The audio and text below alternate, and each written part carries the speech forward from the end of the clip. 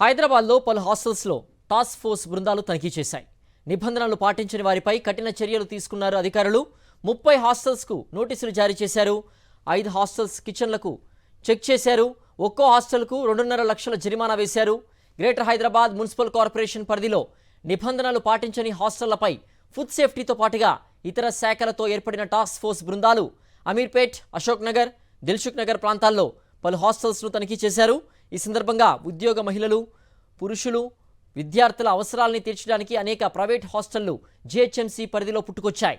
ఆహార భద్రత, పట్టణ ప్రణాళిక, పారిశుద్ధ్యం, అగ్ని ప్రమాద నివారణ మొదలైన నిబంధనల్ని ఉల్లంఘిస్తూ హాస్టల్స్ నిర్వహిస్తున్నారని గుర్తించారు.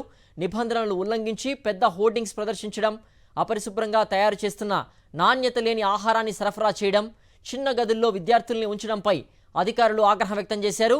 అంతేకాకుండా వీధుల్లో వ్యర్థాల్ని పారవేయడం వంటి చర్యలపై ఆగ్రహం వ్యక్తం చేశారు. అశోక్ నగర్, దిల్సుఖ్ నగర్, అమీర్పేటల్లో సుమారు 58 హాస్టల్స్ను తనిఖీ చేసి 30 హాస్టల్స్కు నోటీసులు జారీ చేశారు. 5 హాస్టళ్ల కిచెన్లను మూసివేశారు. జీహెచ్ఎంసీ 1955 యాక్ట్ నిబంధనల ప్రకారం 2,45,500 జరిమానా విధించారు.